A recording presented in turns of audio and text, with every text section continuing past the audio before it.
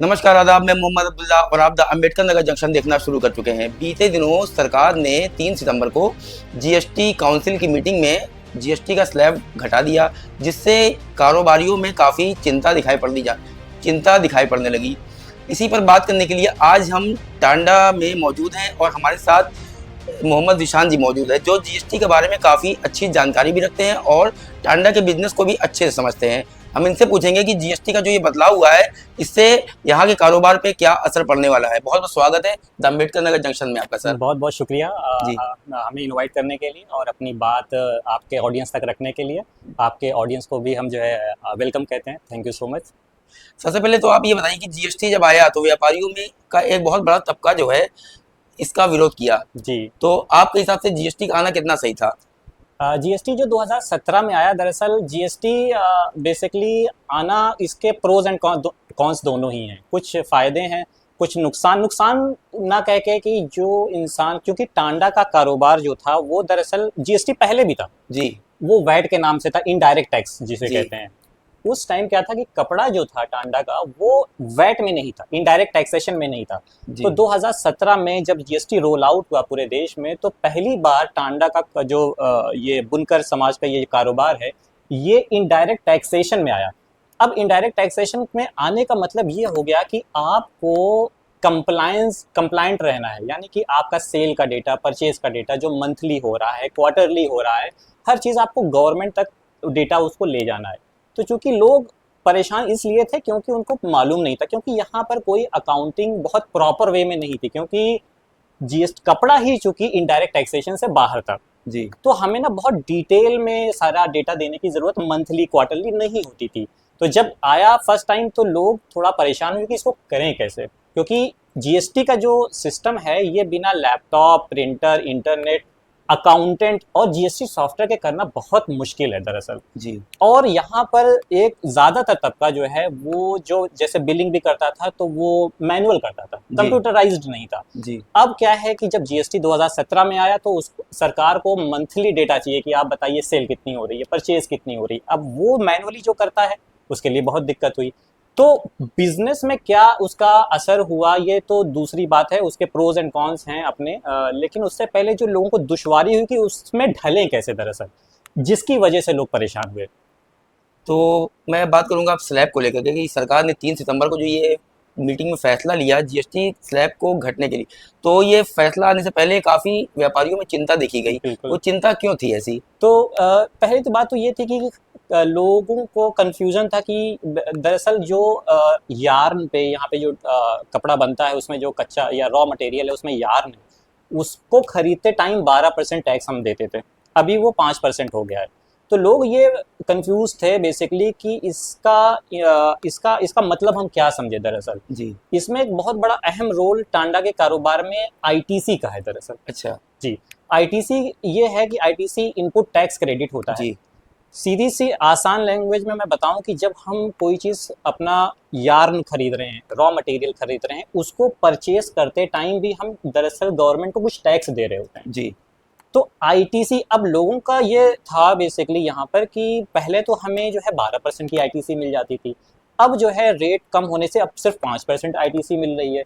तो इसका क्या निष्कर्ष निकालें, ये थोड़ा सा लोगों में, बिजनेसमैन में, यहाँ पे जो है बुनकर समाज में काफ़ी कंफ्यूजन थी जी और अभी भी बनी हुई है।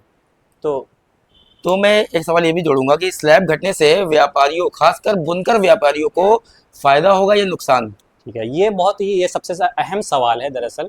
तो मैं इसको वजाहत कर दूं कि दरअसल क्या हुआ कि गवर्नमेंट ने जो है अपने यान पे जो 12% से लेके 5% पे आई, इसका डायरेक्ट इम्पैक्ट कुछ नहीं है। डायरेक्ट इम्पैक्ट जी यानी कि कह लीजिए कि पहले आप जब अजम्पशन लेते हैं कि 100 रुपए का आप धागा खरीदते थे, जी 100 रुपए में आपका 12% जीएसटी था, यानी कि 112 रुपए आप देते थे, जिसमें 12 रुपए गवर्नमेंट को जाते थे। जी 12 रुपए आपने अपने जेब से पे किया, यही 12 रुपए गवर्नमेंट आपको आईटीसी की शक्ल में दे देती है।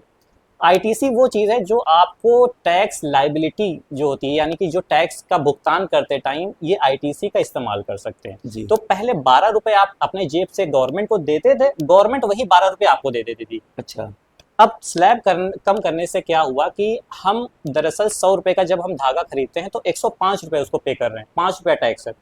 5 रुपया ही गवर्नमेंट हमें बेसिकली वापस दे रही है आईटीसी की शक्ल में।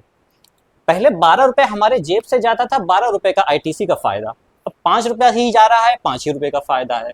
बुनियादी तौर पे इसका कोई बड़ा इम्पैक्ट नहीं होगा, सिवाय इसके कि आपकी वर्किंग कैपिटल बढ़ सकती है। अब बताऊं मैं कैसे, कि जैसे कि आप धागा खरीदते थे तो 100 रुपए का धागा है तो 112 रुपए पे कर देते थे। 12 रुपए दरअसल वो धागे वालों को नहीं, वो गवर्नमेंट का पैसा है। अभी क्या है कि आप अपने जेब से 105 रुपए दे रहे हैं, 5 ही रुपए हम गवर्नमेंट को दे रहे हैं, 7 रुपए दरअसल ये अभी भी हमारे पास में है। ठीक है, हो सकता है कि 7 रुपए भी गवर्नमेंट को ही पे करने पड़े, लेकिन हमारी जो वर्किंग कैपिटल है कुछ टाइम के लिए वो बढ़ती हुई नजर आई। तो ये फायदा जरूर है कि वर्किंग कैपिटल का। आईटीसी का जो कुछ लोग कह रहे हैं कि यार पहले तो हमारी आईटीसी जो है वो ज्यादा बनती थी, तो ज्यादा हम अपनी जेब से दे भी तो रहे थे। जी। लोगों का थोड़ा सा ये कंफ्यूजन है कि वो भूल जा रहे हैं कि वो जीएसटी हम अपने पैसे से दे रहे थे, अपनी जेब से दे रहे थे दरअसल। अब वो गवर्नमेंट भी कम ही मांग रही ना, तो अब हमारे लिए धागा जो है 112। अच्छा जी, इसमें एक और पहलू है, जो अनरजिस्टर्ड है, जिनके जी। पास जीएसटी नहीं है, जिनके पास इनपुट नहीं लेना है, उनको धागा 100 रुपए का 112 रुपए में मिलता था, अब वो 105 रुपए में वो धागा ले सकते हैं। तो ये एक तो सीधा सीधा फायदा है इस चीज का। अब बहुत सारे लोगों का ये कहना है कि यार धागे का जो है दाम बढ़ जाएगा। हालांकि अभी अगर मेरी जो ये वजाहत है ये सिर्फ जीएसटी के रेट को लेके है, मैं कोई कमेंट इस पे नहीं करूंगा कि धागे या मिल वाले भी अपना रेट कम करेंगे या ज़्यादा करेंगे, ये इस पे मैं कोई टिप्पणी नहीं करूंगा। मैं वजाहत कर रहा हूँ कि आईटीसी पहले 12 रुपए थी, 12% थी, मिल जाती थी, अभी 5% है, लेकिन उसका कोई बड़ा इम्पैक्ट नहीं है। मतलब आपको कंफर्म नहीं है कि धागे का रेट घटेगा या बढ़ेगा? वो देखिए, वो आने वाले टाइम में वो मिल वाले करें, मुझे नहीं लगता है कि ज़्यादा इम्पैक्ट पड़ेगा, क्योंकि ये देखिए आईटीसी ऐसी चीज़ है कि टैक्स की, दरअसल टैक्स ऐसी चीज़ है कि जितना गवर्नमेंट को हम दे रहे थे वही आईटीसी है। अब वो कुछ लोग कह रहे हैं कि धागे का दाम, ठीक है, वो आने वाला वक्त बताएगा। देखिए, मैं उसकी भविष्यवाणी भी नहीं करना चाहता हूँ कि क्या होने वाला है। इस फैसले से किसको ज्यादा फायदा होने वाला है, सरकार को या व्यापारियों को? अब ये इसमें क्या है कि अच्छा, गवर्नमेंट का क्या फ़ायदा है और क्यों करना चाह रही है, वो इसके लिए मैं ये बताना चाहूँगा कि दरअसल कि गवर्नमेंट, एक कॉन्सेप्ट है इन्वर्टेड ड्यूटी स्ट्रक्चर। ये दरअसल क्या हुआ है कि बहुत सारे बिजनेसेस में क्या हो रहा है कि रॉ मटेरियल में जीएसटी के रेट ज़्यादा हैं और जो वो फिनिश्ड गुड बना रहे हैं उसमें जीएसटी की दर कम है। यानी कि अभी जैसे हमारे ही कारोबार में 12% रॉ मटेरियल है जी। और जो हम लुंगी या गमछा बना रहे हैं फिनिश्ड गुड, वो 5% ही है जी। ऐसे में क्या होता है कि ज़्यादातर लोगों की आईटीसी धीरे धीरे बहुत ज़्यादा बढ़ जाती है। जी। पता चला कि 2 लाख रुपए की आईटीसी हमारी एक्स्ट्रा पड़ी हुई है, पोर्टल, जीएसटी पोर्टल पे दिख रही है। जी। दरअसल वो हमारा ही पैसा है, लेकिन हम उसका यूज़ नहीं कर पा रहे हैं। तो गवर्नमेंट ने क्या किया कि ये इसके पास 4 स्लैब थे, 5, 12, 18 और 40 का अभी एक बनाया हुआ है, अभी करके 4 से 2 ले 18 है, तो 2 स्लैब होंगे और इन्होंने 40% का एक सिन गुड रखा है, सिन गुड या लग्जरी गुड्स रखे हैं। जी।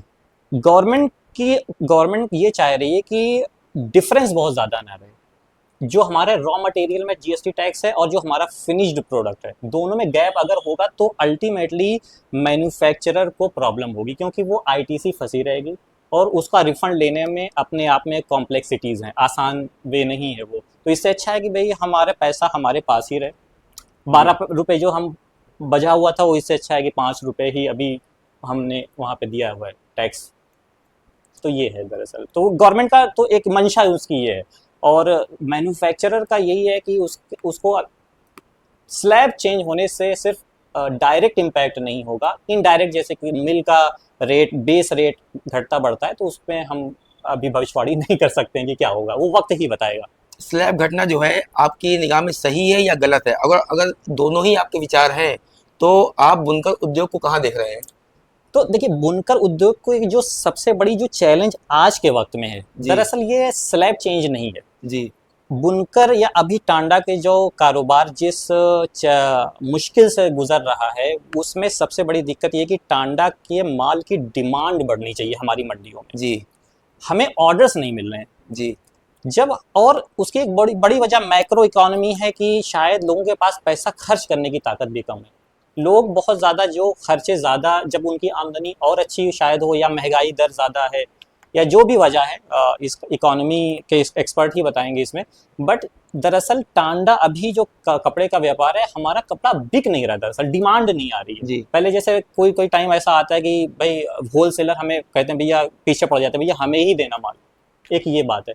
अभी क्या है कि हमें ही बहुत ज़्यादा उनके पीछे कहना पड़ा, सर आप हमारा माल ले लो, स्टॉक बहुत ज़्यादा हो गया, तो दरअसल डिमांड ही कम है जी, वहाँ। ऐसा मैं काफी महीनों, कुछ बहुत महीनों से देख रहा हूँ कि ऐसा क्यों। बिल्कुल, आपने बहुत सही पॉइंट किया। इसी ये एक चीज़ और भी वाज़ेह करती है कि ये जो मंदी है दरअसल ये स्लैब से नहीं है, जी क्योंकि स्लैब चेंजेस तो अभी हुए हैं, जी मंदी हम और पहले से देख रहे हैं। जी ये दरअसल अब इसका एक एक ये है कि ये नेशनल लेवल पे या वर्ल्ड लेवल पे इकोनॉमी जो है, मनी का सर्कुलेशन, पैसा लोगों के पास कितना है, कितना खर्च कर रहे हैं, दरअसल वो एक बड़ी पिक्चर है। और सिर्फ कपड़े ही नहीं, हम देख सकते हैं, बात कर सकते हैं कि ज़्यादातर लोगों की थोड़ा मंदी से गुजर रहे हैं लोग। और ये चीज़ जब तक टांडा में दिक्कत ये है कि टांडा के माल जो डिमांड बढ़नी चाहिए किसी तरीके से। जी। अब वो किस तरीके से बढ़ेगी उस पे आगे हम बात कर सकते हैं। अच्छा, ये मैंने काफ़ी लोगों को, ये मतलब जैसे आपसे मैं इंटरव्यू कर रहा हूँ आज, मैंने बहुत से लोगों को अप्रोच किया, उन्होंने कहा कि अभी ये सही वक्त नहीं है। ऐसा क्यों कहा होगा उन्होंने? तो देखिए वो उनका हो सकता है एक नज़रिया ये हो, जैसे मैंने एक एग्जांपल दिया कि देखिए 12 से 5% स्लैब आने में बुनियादी तौर पे कोई दिक्कत नहीं है, लेकिन इसके इनडायरेक्ट तो कुछ लोग कह रहे हैं कि देखो जब रेट कम हो जाएगा तो मिल वाले अपना रेट बढ़ा देंगे, का अनुमान है। और इसीलिए लोग कह रहे हैं कि अभी इंतज़ार कर लो। अच्छा, चूंकि अभी ये नोटिफाइड भी नहीं हुआ है। जी श्रीमती निर्मला सीतारमन जी ने जो काउंसिल मीटिंग के दौरान किया, अभी वो इफेक्टिव नहीं हुआ है। जी तो लोग शायद इसीलिए बच रहे हैं कि एक बार इफेक्टिव हो जाए, ये चीज़ें आ जाएं सामने, उसके क्या असरात हैं, क्योंकि बिजनेस में हम हर चीज़ प्रेडिक्ट नहीं कर सकते, भविष्यवाणी नहीं कर सकते कि भैया ये ऐसा ही होगा। लेकिन मेरी जो वजाहत है वो सिर्फ पॉलिसी चेंजेस पे है कि 12 से 5 पे बुनियादी तौर पे कोई दिक्कत नहीं है। सरकार को ऐसे क्या कदम उठाने चाहिए जिससे ये टांडा का बुनकर का कार्य जिस स्थिति में आज है कारोबार, उस स्थिति से उबरने के लिए क्या कदम उठाने चाहिए सरकार को? बिल्कुल, इसमें सरकार का बहुत अहम रोल हो सकता है। इसमें एक टांडा में बुनकर समाज में सबसे बड़ी जो अभी हम जिस चीज़ की लड़ाई लड़ रहे हैं वो है बिजली की दरों को लेकर, ठीक है? जी अच्छा, बहुत सारे हमारे रहनुमा इसके लिए अप्रोच भी कर रहे हैं लीडर्स को सरकार से कि भाई वो हो जाए।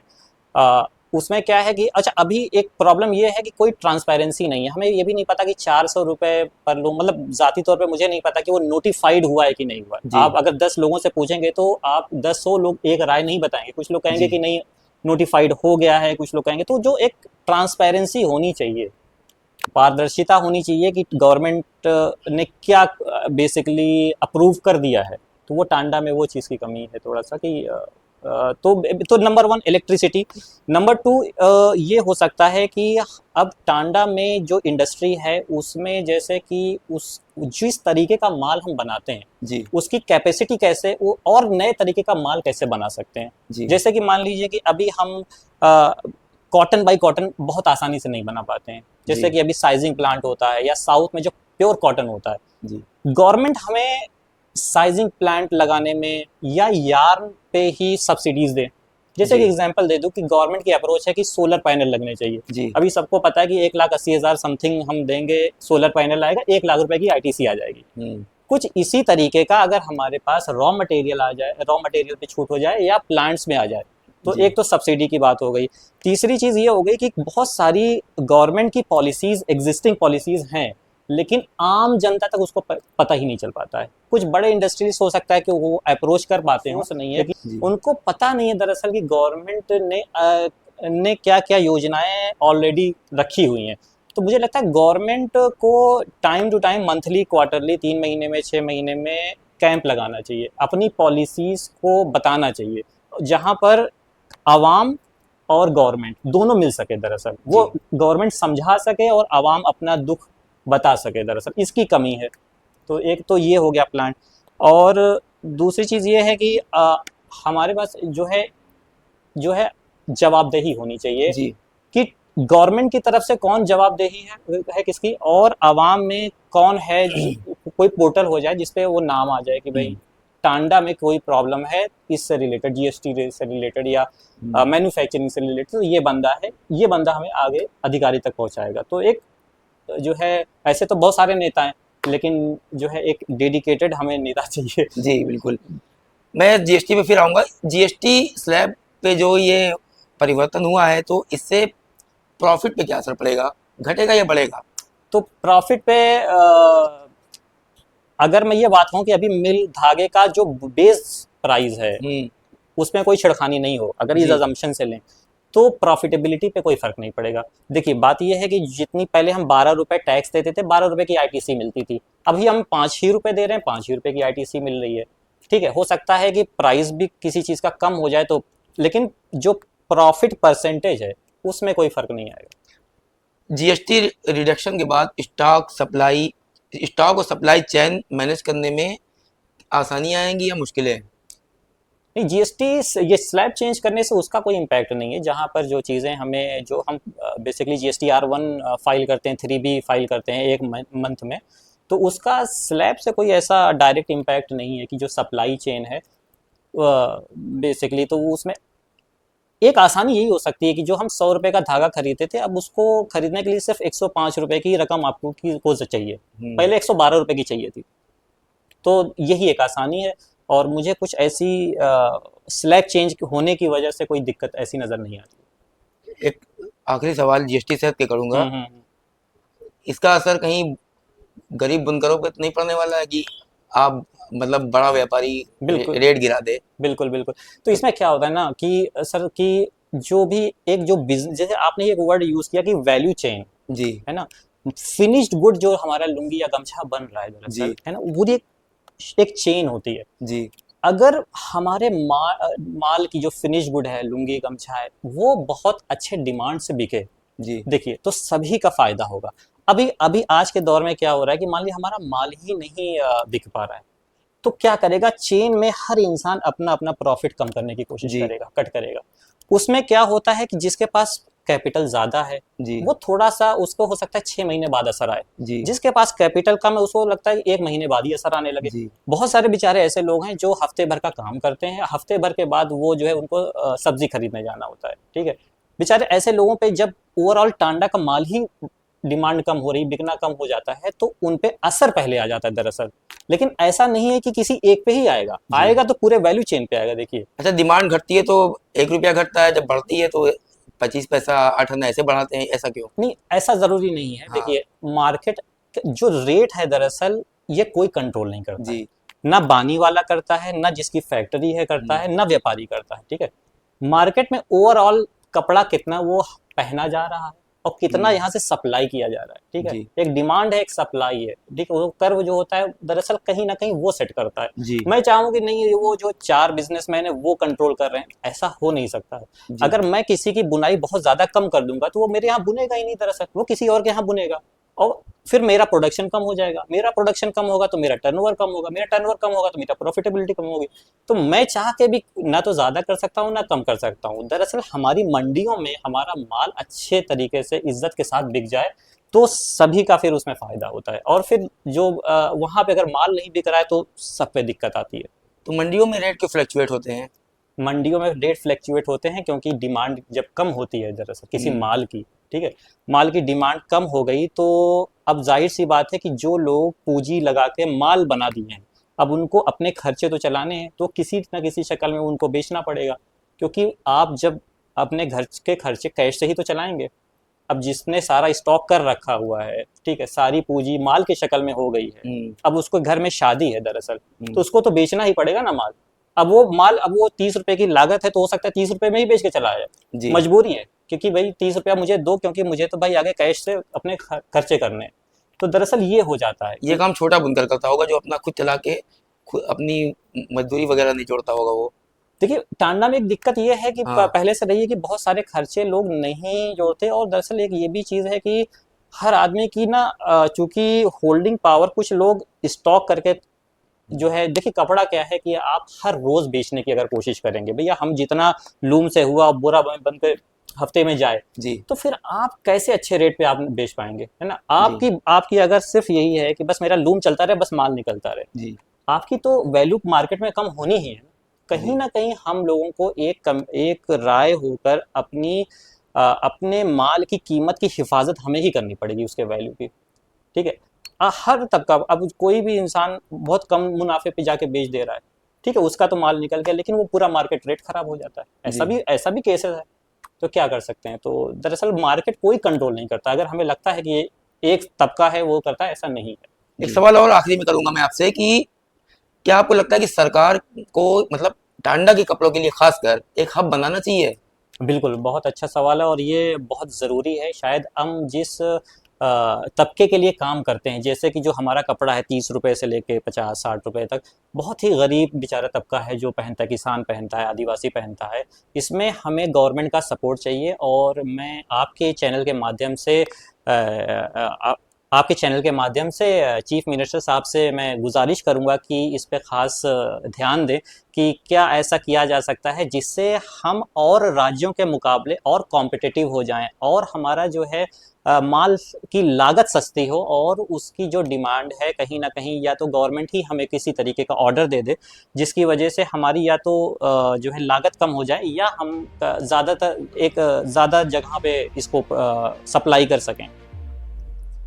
तो ये थे मोहम्मद ईशान जी, जिन्होंने हमें और आपको जीएसटी के बारे में और बुनकर उद्योग के बारे में काफ़ी अच्छे से समझाया। अब तो ये आने वाले समय ही बताएगा कि जीएसटी का स्लैब घटने से कारोबार पे क्या असर पड़ने वाला है। इस वीडियो में फिलहाल इतना ही। तब तक के लिए मैं मोहम्मद अब्दुल्ला द अम्बेडकर नगर जंक्शन के लिए। इस वीडियो को अगर आप फेसबुक पे देख रहे हैं तो फॉलो करें और यूट्यूब पे देख रहे हैं तो लाइक, शेयर और सब्सक्राइब करना बिल्कुल भी मत भूलिएगा। अपना बहुत ख्याल रखिएगा।